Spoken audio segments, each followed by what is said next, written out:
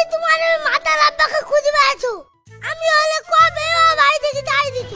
শালা আমার বোর সাথে প্রেম করা। এখন এসছো মেয়ের বিয়ের নাম করে আমার কাছে টাকা ধার চাইতে, তোমাকে একটা টাকাও দেবো না। সরো তো, আমার দেরি হয়ে যাচ্ছে। সুখ তোমার মতো বাপ কোনোদিনও কারোর মেয়েকে সুখী রাখতে পারবে না।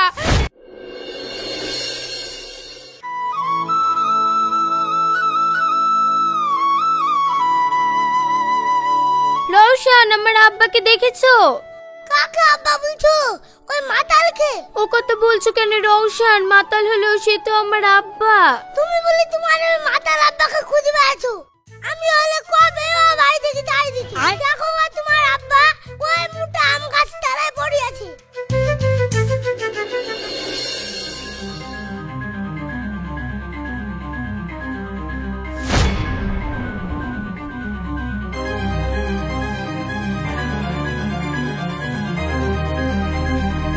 আব্বা, ও আব্বা। এই মদ জেনেছিস? মদ? আব্বা তুমি কি বলছো? আমি বর্ষা। ও মা, তুই কি বলছিস মা? আব্বা তুমি বাড়ি চলো, তোমাকে কখন থেকে খুঁজে বেড়াচ্ছি আর তুমি এখানে মদ খেয়ে পড়ে আছো। তোমার লেগে আমাকে লোকের কাছে কত কত শুনতে হয় জানো আব্বা। তুমি মদ খাও বলি যে যা পারছে সে তাই বলছে। তোমার কি এগুলো শুনতে ভালো লাগে? মা, মদটা আমি সাত করে খাইনি রে মা। আমার কষ্টটা কাকে বলবো বল? তোর মাকে একবার হারিয়ে ফেললাম, আবার তোরও একটা ভালো জায়গায় বিয়ে দিতে পারছি না। তুমি এভাবে মদ খেয়ে বেড়ালে কি আমার বিয়ে হয়ে যাবে? চলো তুমি বাড়ি চলো।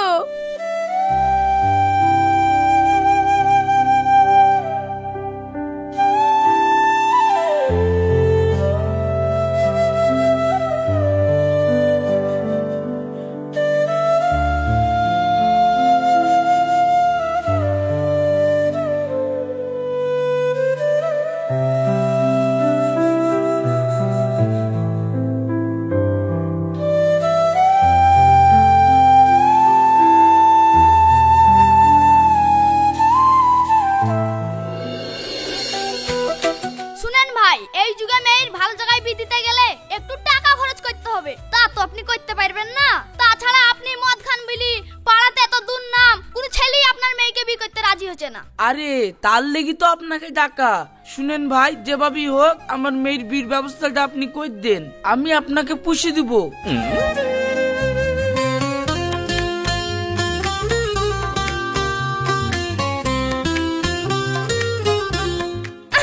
দেখো পুষি যখন দিবা, একটা ছেলের খোঁজ পেয়েছে কিন্তু বিয়েতে আদার দাবি দাবা কিছু নাই। তবে মেয়েকে একটু সাজি গুজি দিতে হবে। ঘটক মশাই, সাজি কুদিতে দিব?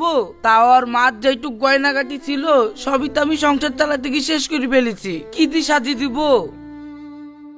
দেখো তুমি টাকাও দিতে পারবা না, মেয়েকে সাজি দিতেও পারবা না, তাহলে এমনি এমনি তোমার মেয়ের বিয়ে হবে? তুমিই বলো দিনি কতটা ছেলে তোমার বাড়িতে আসলাম, একটা ছেলে তোমার মেয়েকে বিয়ে করতে রাজি হয়নি। আজ যখন একটা ছেলে বিয়ে করতে রাজি হয়েছে তো তুমিও তো পিছে জোগানে কি এমন শোনা লাগবে? ভরে দেখ শোনাকে তুমি দিতে পারবা না? ঠিক আছে, তাই তুমি ছেলের বাড়িতে কথা বলি দিনখানের ব্যবস্থা করো, আমি এদিকে গহনার ব্যবস্থা করছি। ঠিক আছে।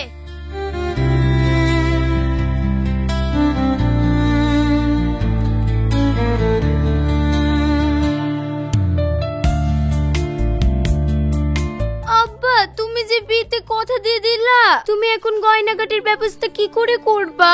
দু ভরি সোনা কিনতেও তো কম টাকা লাগবে না? মদ খেয়ে কি যা ছিল সবই তো শেষ করে ফেলেছো, এবার কি তাহলে বাড়িটা বেচবা? দেখ মা, তুইও তো চিন্তা করিসনি, আমি একটা ব্যবস্থা ঠিক করব। তুই যা গিয়ে রান্নাটা করে ফেল। তোমার যা ইচ্ছে তাই করো, আমি আবার কি বলবো? তুমি আমার কোন কথাটা শোনো।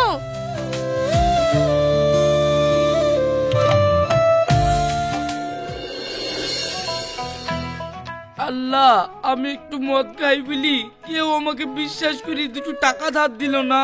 এখন আমি বিয়ের জন্য টাকাই বা কোথায় পাবো? আচ্ছা, আমার আলমগীর ভাইপো তো কদিন আগে সৌদি খেতে আসলো, ওর কাছে যাই, ও আমাকে ঘোরাতে পারবে না।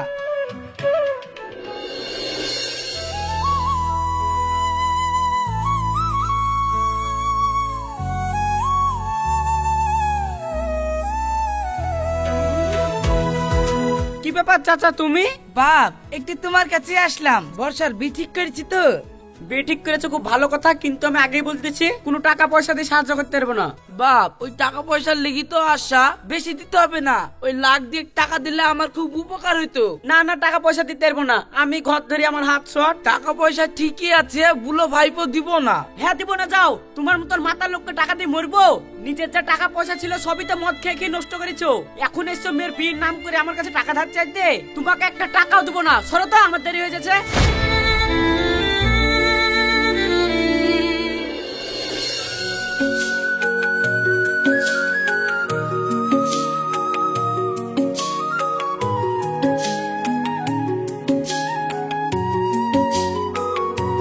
কি ব্যাপার চাচা, তুমি কিছু বলছো নাকি?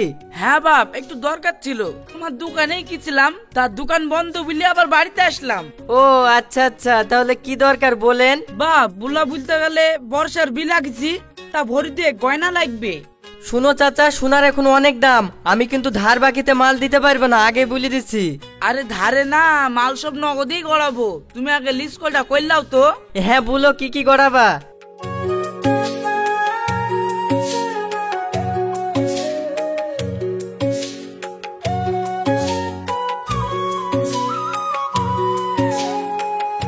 শোনো, তুমি যে আইটেম কটা বললা এইগুলা করতে 2,05,000 টাকা মতো লাগবে। তুমি সপ্তাহখানিক বাদ দিয়ে আমার দোকানে গিয়ে আসো। ঠিক আছে, তুমি মাল গড়াও, যেদিন মাল দেবা সেদিন আমি টাকা দিয়ে মাল নিয়ে চলে যাবো।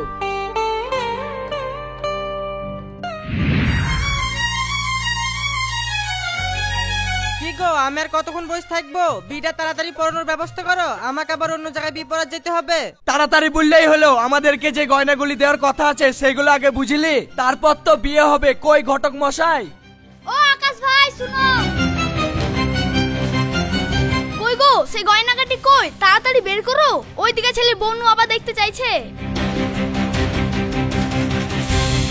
কি গো, কিছু বলো। আকাশ চাচা, ঠিক আছে আসছি। ও আকাশ চাচা। বাপ একটু এদিকে আসো। কি ব্যাপার চাচা, তুমি গয়নালে আসতে গেলা না, আবার আমি আসলাম আর তুমি আমাকে এইভাবে সাইডেলি চলে আসলা? বাপ তোমার ব্যাগারটা আমি পয়সার ব্যবস্থা করতে পারিনি, তুমি আমাকে গয়না কোটা দাও, নাহলে আমার মেয়ের বিটা এক্ষুনি ভেঙে যাবে।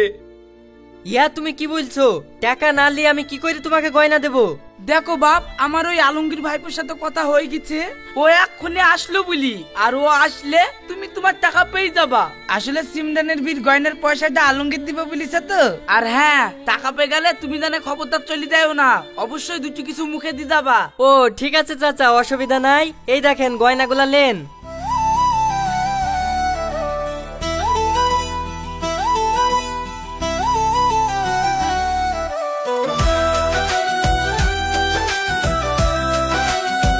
এলেন আপনাদের গয়না।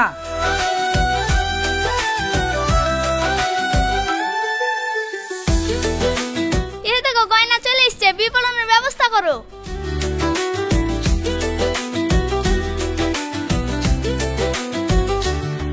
আর সমস্যা নেই মৌলানা সাহেব, গয়না চলে এসেছে, এবার বিয়ে পড়ানো শুরু করেন। ঠিক আছে ঠিক আছে, আমি এক্ষুনি পড়িয়ে দিচ্ছি।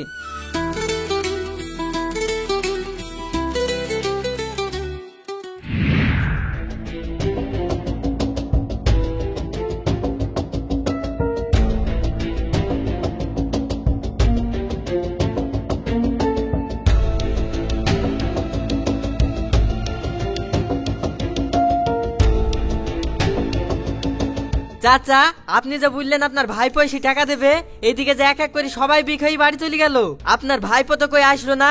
টাকা নিয়ে আসতে বলেন। পরের বাড়ি আর কতক্ষণ বসে থাকবো, না আপনার বাড়ি চলেন। না মানে কি মানে কইছেন? দাঁড়ান, এক্ষুনি আপনার ভাইপোকে ফোন লাগাচ্ছি।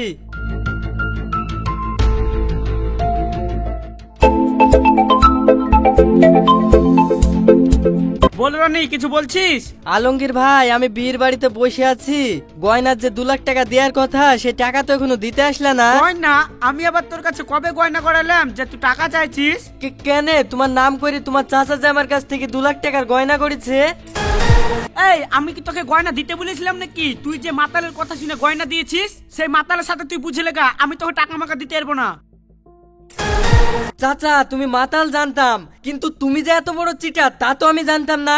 তুমি ভাইপোর নাম করে এইভাবে গয়নাগুলা লিলিলা। শুনো, হয়তো তুমি আমার টাকা ফেলো, নাহলে আমার গয়না ঘুরে দাও, নাহলে এক্ষুনি কিন্তু থানায় গিয়ে তোমার নামে কেস করবো। বাপ তোমার ব্যাগারটা, তুমি থানায় যাইও না।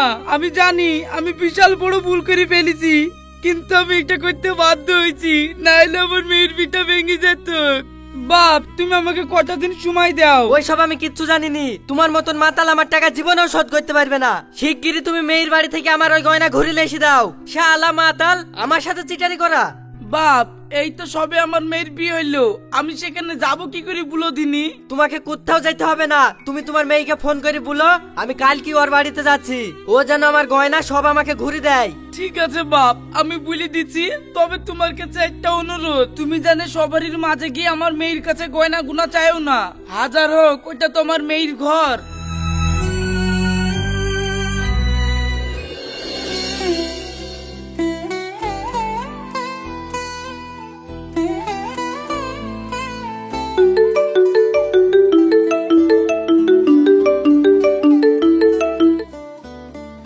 হ্যালো আব্বা।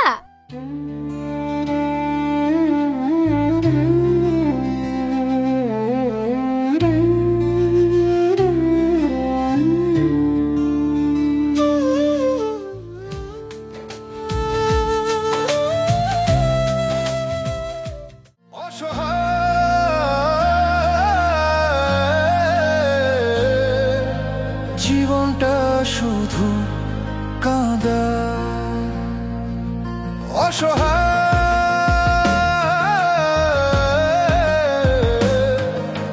ভালোবাসাও শেষমেশ পোড়া।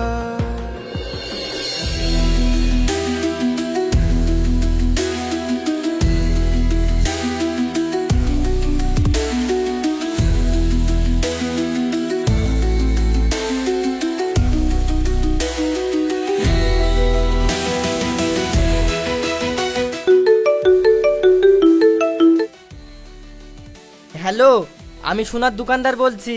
আমি আপনার বাড়ির পিছনে দাঁড়িয়ে আছি, আপনি তাড়াতাড়ি গহনাগুলো নিয়ে চলে আসুন। ঠিক আছে।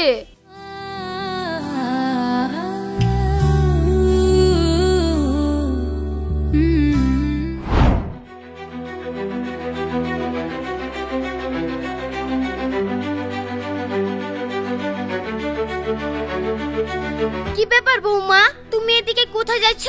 না মা, কোথাও যাচ্ছি নি। এই ঘরের মধ্যে সারাদিন বসে আছি তো ভালো লাগছে না, তাই একটু বাইরে হাওয়া খেতে আসলাম।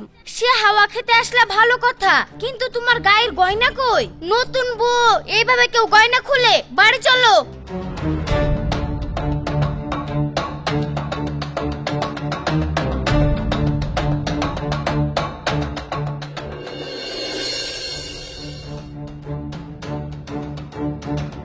কি হইলো, আসেন। আমি আর কতক্ষণ বসে থাকবো? আপনি তো জানেন আমার শাশুড়ি আমাকে জোর করে নিয়ে চলে আসলো। আজকে আমি আর যেতে পারবো না, আপনি অন্যদিন আসেন। ওইসব আমি শুনবো না, হয় আসেন নাহলে এক্ষুনি আমি আপনার বাড়িতে চলে যাব। ভাই, আপনার ব্যাগারটা, আপনি আমাদের বাড়িতে আসেন না, না হলে আমার সংসারটা ভেঙে যাবে। ঠিক আছে, তাহলে আমি এখানে বসলাম। আজকে আমি শোনা না লি বাড়ি যাব না।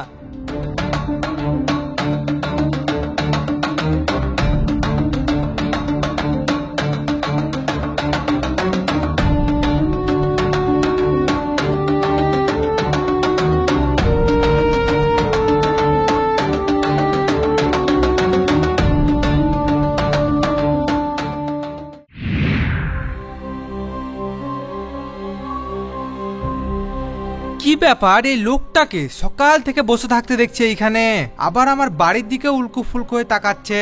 এর কি কোনো খারাপ মতলব টতলব আছে নাকি? আবার বিয়ের দিনও দেখলাম সারাদিন বাড়িতে হা করে দাঁড়িয়ে ছিল। ব্যাপারটা তো কিছু বুঝতে পারলাম না।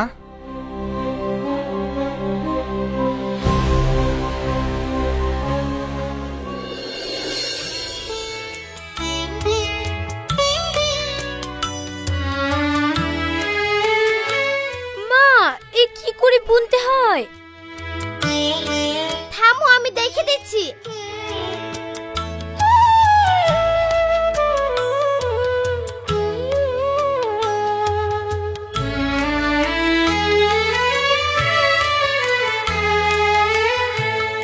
কতক্ষণ দাঁড়িয়ে থাকবো? আর তো ভালো লাগছে না।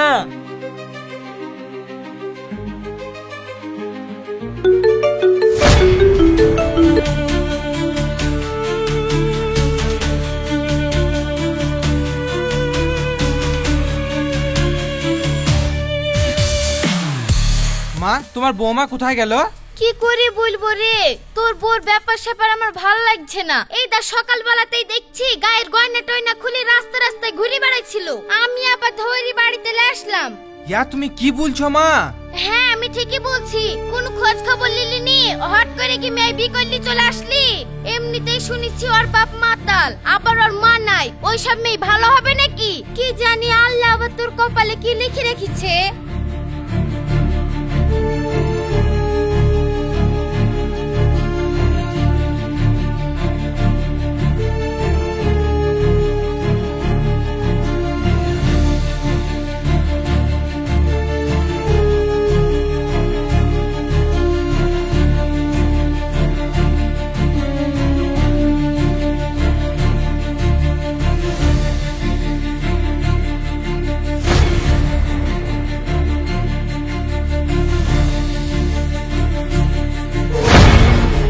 তাহলে তোদের তলায় তলায় এই ব্যাপার না। থাম, তোকে পরে সাইজ করছি, আগে ওই শালাকে দেখে আসি।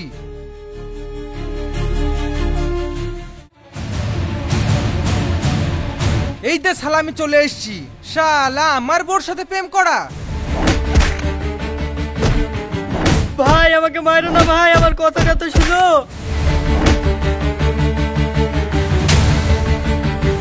এই তোর কথা কি শুনবে রে? আমি নিজের চোখে দেখলাম তুই আমার বউকে ইশারা করছিস, আর তোর কথা শুনবে না?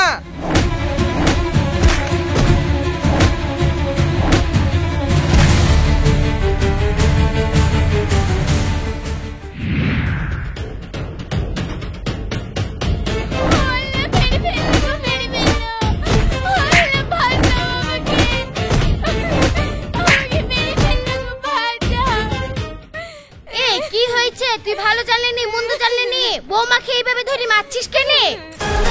মারবে না ছেড়ে দিবে? এই দেখো এক্ষুনি দেখে আসনু, ওর প্রেমিক এসে ফোন করেছে আর ছাদে উঠে ইশারায় কথা বলছিল। ওগো তুমি আমার কথা শোনো, ও আমার প্রেমিক না। এই তোর কথা আবার কি শুনবে? সবকিছু তো আমি নিজের চোখে দেখনু।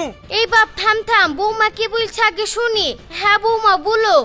আসলে বিয়েতে যে তোমরা গয়না দাবি করেছিলা, আব্বা ওই গয়নার লোকটার কাছ থেকে ধার করে নিয়ে এসেছিল। এখন টাকা দিতে পারেনি বলে গয়না ঘুরে নিতে এসেছে। আর মা তো আমাকে বাড়ি থেকে বেরোতে দিচ্ছিল না, তার লাগি ছাদের উপরে ইশারা করে কথা বলছিল। ছি করো, কোন বাড়িতে বিয়ে দিয়েছিল তোর বাপ? ওইদিকে বাপটা মাতাল, তার উপর আবার এরকম চিটার।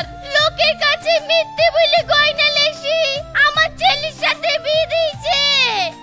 আরে তুই এখনো দাঁড়িয়ে কি দেখছিস? এই মেয়েকে মেরে বাড়ি থেকে বের করে দে, আমি তোর ভালো মেয়ে দেখে বিয়ে দেবো বাপ। এই তুই এখনো এখানে দাঁড়িয়ে কি দেখছিস? তো জামা কাপড় যা আছে নিয়ে বেড়া শিগগিরই বাড়ি থেকে।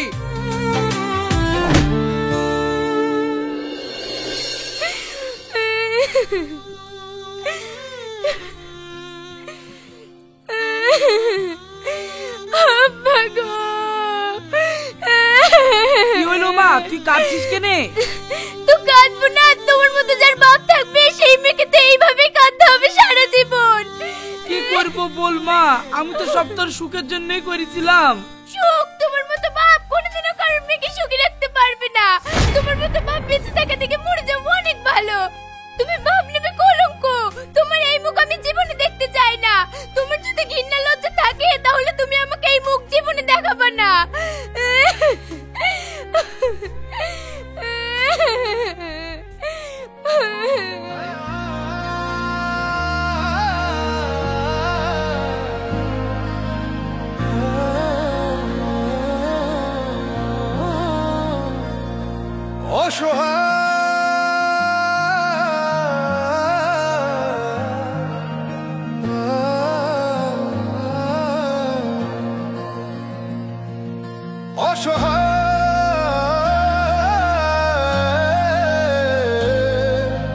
জীবনটা